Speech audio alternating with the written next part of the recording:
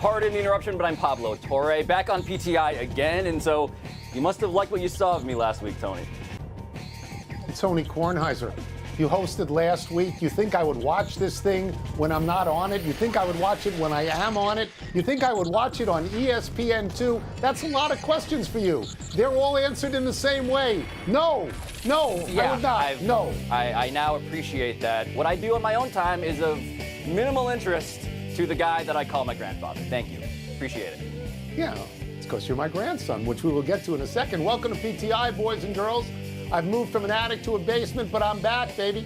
Wilbon isn't, so I am joined by our great friend from the ESPN Daily Podcast and the online show Debatable. I'm unfamiliar with that, but I am familiar with my grandson, Pablo Torre. Get familiar, Grandpa. Get familiar, please. Cheers. Cheers are wonderful. And we begin today with Serena Williams, playing in what might be her last ever singles match in a Grand Slam tournament. Serena is the primetime attraction tonight at the U.S. Open, taking on Danka Kovinic, the 80th ranked player in the world at 7 p.m. Pablo, what is fair to expect? Tony, it's fair to expect a fight. I mean, we watched Serena live together against Harmony Tan, lose to Harmony Tan in Wimbledon the last time she played in the first round of that tournament back in June, right? And the thing we came away from that saying to ourselves was, at the very least, this was exciting, entertaining, and she did not roll over. And so the Serena now who has declared this, I mean, she's not going to say this is my last go-around, but she is hinting that this may be her last go-round. I feel like we're going to see a Serena Williams who is there with a certain bloodthirst, a certain fight that's even larger than the thing we saw in England. Yeah, so I've covered this event. I've been there lots of times. I've covered the U.S. Open for 3 different newspapers a long time ago, but I remember what it's like. And what it is like is very simple. At night, there is an electricity that especially seems to affect the old war horses. I'll go back about 35 years to Jimmy Connors when he was maybe 36 or 37 years old. And he played every match at night. He got through at least to the semifinals, I believe. He became the werewolf of center court. Look, I don't think Serena Williams can win this tournament. I don't even think she can win the next match, which might be against the number 2 seed. But I think she can win tonight. I think the crowd is going to carry her along. I think the adrenaline is going to carry her along. And I know what you're saying about Harmony Tan in the first round of Wimbledon. But I think tonight, Serena wins this match. I do. Yeah, I think a lot of the energy about these games, and I've been there too, Tony, watching at night as a fan. I was embryonic during the story you just told, but nonetheless, I can relate to what you're describing, the werewolf stuff. I think people are expecting something like a diplomatic ceremony where she's going to recede at some point in this tournament, and the people that she inspired, Coco Gauff, who just won today, they'll take the mantle. But Serena, you know, she has some werewolf left in her, to keep on torturing this metaphor. She does not want to, she is not going to be willing to hand this torch to somebody. She is going to force them to take it from her. No, I agree with that. And you ask the question, well, why is she on in prime time? She's on in prime time because she's the biggest draw in women's tennis and has been for quite some time. 10 years from now, when she's 50 years old, if she wants to play at night, they're going to put her on television. There are a lot of women, Pablo, who have won in the last 4 or 5 years 1 or 2 majors. Nobody has as many as 5. Naomi Osaka, I believe, has 4, but with her situation, you don't know how often she's going to get out there again. Serena has 23. People want to see Serena Williams. I'm not certain, Pablo, that she'll never play Wimbledon again. I'm not certain she'll not play the U.S. Open again, because I know she doesn't want to retire. She hates the whole thought of retiring, but she does talk about having another child. And that would take her out for at least 2 years. So it is possible this is it. And so as people say, get your popcorn. Get your popcorn on this one. Absolutely. This is the place where she has a particularly special and fraught relationship emotionally with Tony, as we know as well. But speaking of fraught emotional relationships, let's turn to golf, because Rory McIlroy just won the PGA Tour Championship. He was 6 shots back to start the day, but he carded a 66 to beat Scottie Scheffler by 1 stroke. And you know this, McIlroy has been a staunch defender of the PGA Tour, but news leaked on Saturday that British Open champ Cam Smith and as many as 5 other players are soon going to join the Saudi Live Tour. And so what's the bigger news here? Is it McIlroy winning or the PGA Tour losing yet more players? Thank you for leading to me on this. This is my wheelhouse. I watched almost really every is. shot in this particular tournament. And I'm going to start with the Saudi tour. Okay, I'm going to start with that. Cam Smith is 29 years old, and he is a star. He is a huge get for the Saudi tour. As you said, he won the British Open. I think he also won the Players' Championship. He's the number 2 ranked player in the world.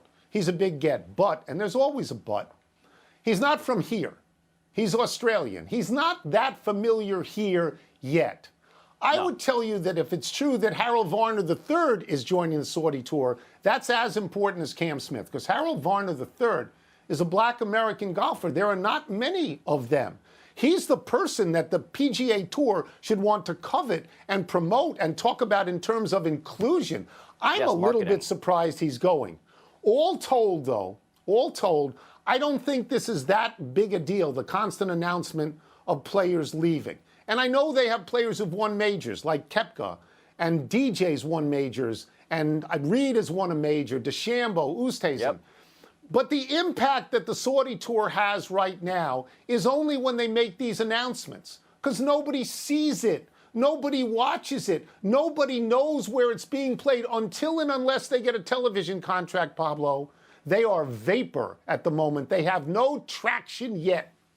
But, Tony, I want to push back on some of your language there, because I think there is an impact being felt outside of that. And it's literally in the whole player impact program, which they just doubled the pool of $50 million to $100 million. Sure. It's in this prize money. It's in the purses being increased. It's in the fact that the PGA Tour is now toying. They're in a fight. No. But so part of me thinks that these two stories are actually kind of one story, right? Like Rory McIlroy getting $18 million, winning the FedEx Cup, doing all of that is great. It's also directly related to the thinking of, I think, the people in the field who are wondering, wait, do I go and try to compete with Rory and maybe not get anything? Or except for that little sort of the fee that I get? Or do I get the guaranteed big bucks from the Saudi sovereign government? And that the Royal Wealth Fund, and that to me is part of this, obviously, in the biggest way. You're right. This is the fallout. The fallout is more money for the people who stay on the PGA Tour. The answer to the question is Rory winning is a bigger deal. Jay Monahan basically did an end zone dance when Rory won. Okay, because Rory is the spokesman for the tour. Rory is more tied to the tour than anyone else. Cam Smith in this event, I believe, finished 20th. He finished way up the track. But Rory McIlroy and Scottie Scheffler and Justin Thomas and John Rahm and Patrick Cantlay and others, Xander Schauffele, they were in contention the entire tournament. And at the end, Pablo, they gave you the number 1 player in the world against the number 3 player in the world head-to-head for 18 holes. You can't ask any more of a tournament than that. Tony, let me ask you one more question, though, because Phil Mickelson, right? We know who he is as a character in this play. Does it feel increasingly, though, like he was right about quite a bit in terms of the business of the PGA needing to change, outside of the moral complexity, of course, and the obvious moral indictment involved? Pablo, he's Cassandra. He's the prophet without honor. He's been right about everything. Yes. He's been right down the line, but his career, he's been slaughtered for it. Let's move to Nebraska football. Why would I even think this way? The Cornhuskers lost an 11-point lead in Ireland over the weekend and then lost to Wilbon's Northwestern. The critical coaching decision was an attempted onside kick by Nebraska when they were ahead 28-17, and it backfired. Northwestern dominated from there. Scott Frost is getting crushed for this. Pablo, would it look bad for Nebraska to fire Frost after bringing him back at a pay cut this season? Tony, this is a remarkable story because it was very hard for me to distinguish between the shrieks of an ecstatic Wilbon in Dublin from the shrieks of a truly depressed Nebraska fan base, which traveled to Ireland to watch their coach go to 5-21 in one-score games. That is Scott Frost's record. This is a play. This is a movie that the state of Nebraska feels trapped inside of. I had never really contemplated how bad Scott Frost has been at Nebraska until I saw this stat. He could win 50 games in a row and still have a worse record than Bo Pelini, the guy they fired to go bring Scott Frost in. Firing him right now is not going to be controversial. It would be popular, it feels like. Yeah. I don't think we can impress enough upon people how important the Nebraska football team is in the state of Nebraska. No, this is a really big deal. I am stunned by this, Pablo, stunned in this regard. I thought Scott Frost was a perfect hire. He's an alum of Nebraska. He played, I believe, on 2 national championship teams. Looks the part. He did a great job in Central Florida. It felt so right. And as you say, his record is awful. He's now 1-9 in his last 10. I think he's 15-30 overall. Bo Pelini, who you mentioned, and there was a guy in between Bo Pelini and Scott Frost. Yes, that's right. That's right. But Bo Pelini never won fewer than 9 games, and Scott Frost has never won more than 5. As a general rule, I don't think you fire people mid-season or even at the beginning of the season unless there's malfeasance in college. I mean, I wouldn't do it. The analogy I would make is to Patrick Ewing, who has no record at all at Georgetown, and he's an alum, and I would keep him for the duration of the contract. But I'm sure there are most people in Nebraska who had hoped Scott Frost wouldn't get on the plane back from Ireland, that he would just stay in Dublin and become an itinerant lounge singer because they blame him. And again, I thought he was the perfect hire. No, Tony, have you ever heard a coach get asked in a post-game presser, fundamentally, are you going to resign? And for the coach to have to clarify, no, I have fight left in me. Like, out of a sense of decency, sir, will you please resign is something you ask a politician guilty of malfeasance. Yes. Yeah. No, you're right. And the new AD there, I believe, is Trev Alberts, who's a football player in Nebraska as well, and who would understand this. Wilbon talks about this all the time. I'm sorry Wilbon isn't here for this particular reason. I had him on my podcast this morning, and he said that's the greatest Northwestern win he ever saw live. But what he also says all the time is Nebraska overrates itself constantly, thinks they are better than they are, thinks they ought to be better than they are all the time. Let's take a break. Coming up, Jim Harbaugh plans to start different quarterbacks in Michigan's first 2 games. Does that make sense? And was Blooper the mascot out of line in Saturday's game against literal children? So Wilbon loved Ireland. He wants to go back. He played Valley Bunyan. He played Adair Manor. He wants to go back. It's mail time. You write them. I guess we got to read them. Let me see what's first here. You ready, Pablo? Mail time. This is the first one. Production value. Does Jim Harbaugh's plan to start different quarterbacks in the first 2 games make sense to you? So this is interesting, Tony, because Cade McNamara is the guy who blew out Ohio State. He is the incumbent.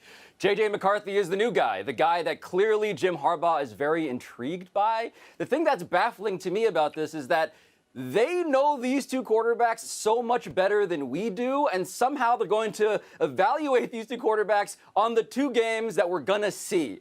And so the question that I have is, who are you trying to convince here, Tony? This feels like something you do because you want the public to feel the way that you do about the guy you want to start over the popular incumbent. This feels like an excuse to say, hey, J.J. McCarthy, you just saw him. He's better than you think. Don't blame us for getting rid of the guy that just beat our most hated rival. So, my feeling is it won't work at all if McNamara goes out there against its Colorado State, right, and throws 6 touchdown passes and Michigan wins by 40. But if that doesn't happen, I'm okay with this. These are non-conference games. I think if you're Michigan, you're supposed to beat Colorado State, you're supposed to beat Hawaii, and then you make a decision. Where you and I don't know that we differ on this. I think it feels like Jim Harbaugh doesn't want to make this decision. He wants the players to make this decision. But if after 2 games they have both played well or they have both played poorly, then it's on Harbaugh's racket. And he's going to have to do it, and he's going to have to take the heat because, Pablo, what they always say is if you have 2 quarterbacks, you have no quarterbacks. Well, this is why I think the answer is he just doesn't want to be blamed for the decision, which would be very similar to what you just said. No blame, but I'll make the decision, technically. Blooper the mascot, stiff-arming kids, fair or foul? So I didn't know who Blooper was before this topic. I didn't realize that there was a whole halftime of an Atlanta Falcons preseason game where this would happen, where Blooper would go Marshawn Lynch on these kids. To me, it's remarkable what you can get away with as an adult if you just wear a mascot costume. Because imagine this scene, Tony, if those were just adults. It would feel criminal, but instead, right now, it's very, very fair because look how cute they are. Okay. It's a terrible thing that went on. It's absolutely awful. Terrible. These mascots are full-grown men and often very good athletes. You should never be putting a kid on the ground, and worse, you don't stand there and celebrate after you put a kid on the ground. Blooper is apparently the mascot of the Braves. Do I have that correct? Let's see him go out there against the Atlanta Falcons and see how long it takes for him to be picking up his teeth when he challenges an actual athlete. I will tell you that I'm not Wilbon, I don't hate mascots, but I'll tell you that at games I've been to in Washington, basketball games, baseball games, hockey games, the mascots are very chesty. They put their hands on you, they touch you, they bump you, they push you. That's really not a good look. Now, to be fair, kids bite the mascots. That's not good. You can't bite the mascot. But by and large, you're an adult. You should not be doing this at all, at all.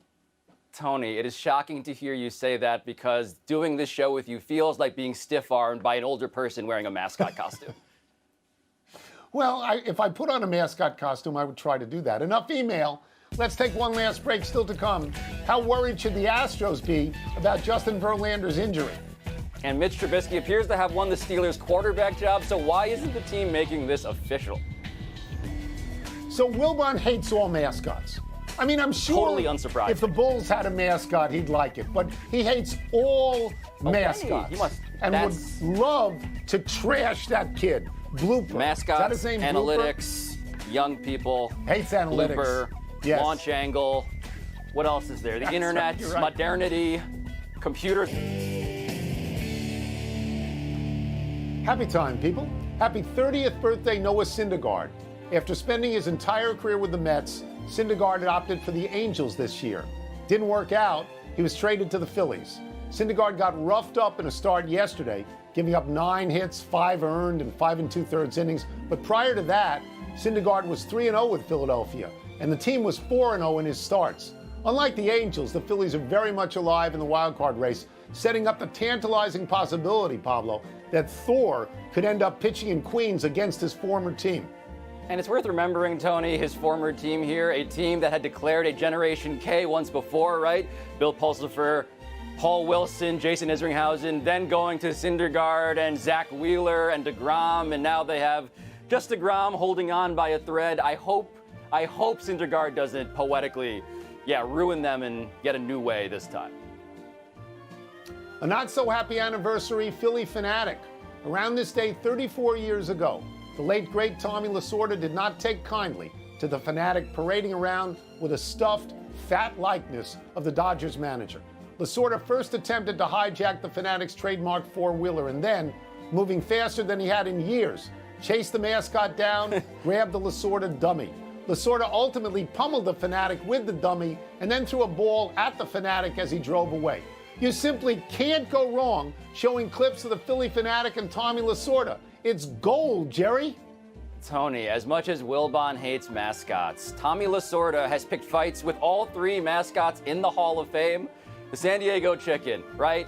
Obviously, Youppi.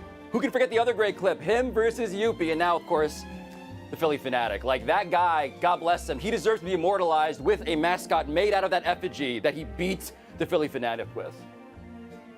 Happy trails to Curacao in the Little League World Series. The international champions were routed by the United States championship team from Hawaii in yesterday's finale. The score was 13-3, and the mercy rule was invoked after the 4th inning with Hawaii up by 10 runs. This is Hawaii's 4th Little League World Series title, most recently in 2018. In their 6 games, Hawaii outscored opponents 60-5. Curacao scored first yesterday, but Hawaii got 2 home runs in the bottom of the 1st inning. I'm quoting here, "We are fortunate that everything clicked at the right moment," unquote, said Hawaii manager Gerald Oda, who managed the winning 2018 team as well. Whenever Hawaii dominates a Little League World Series, Tony, I do 2 things. Number 1, I scan the roster and the photos of all the kids to find any trace amounts of Filipino ancestry. I found a couple of kids in the Beniag Bayani mold. Shout out to them. But also, I wonder, why doesn't the major leagues have a mercy rule? Mercy ruling your opponent should be an actual statistic at the highest level of baseball. It is incredible to see that.